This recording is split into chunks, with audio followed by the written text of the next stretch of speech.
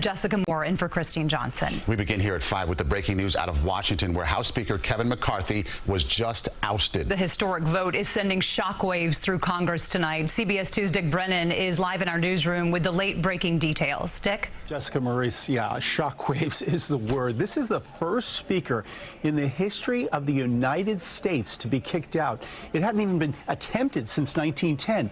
Now, because of the tight margin of Republicans and Democrats in the House, McCarthy needed virtually all the Republicans to support him. But just a handful didn't, and that was enough to cost him his job. The yeas are 216. The nays are 210. The resolution is adopted. Without objection, the motion to reconsider is laid on the table. The office of Speaker of the House of the United States House of Representatives is hereby declared vacant. The historic vote ends a short but stormy term for House Speaker Kevin McCarthy, ousted from his job by a small group of Republican rebels who had the power to take him down.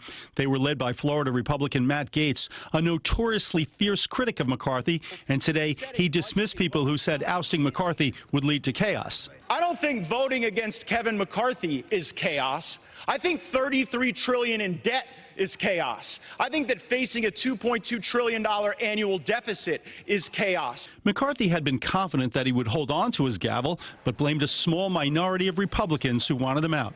These are the same ones who opposed me before, and so they're turning the floor over to the Democrats. In fact, most Republicans did back McCarthy. The overwhelming majority of my party supports the speaker that we elected.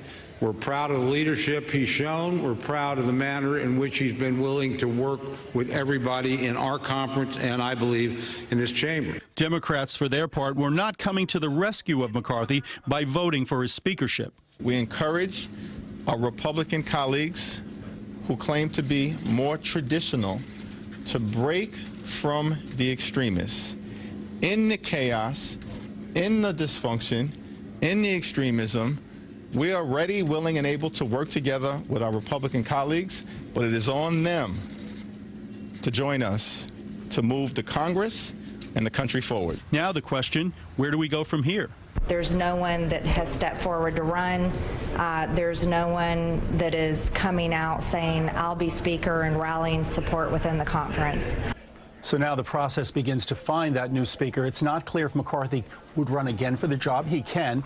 In the meantime, the interim speaker will be Republican Patrick McHenry of North Carolina until a new speaker is elected. But this will really paralyze everything. The process will be similar to what we saw back in January when McCarthy ran. Remember, there was ballot after ballot until McCarthy at that time was elected. It can last days or months, like it did in 1855 to 1856.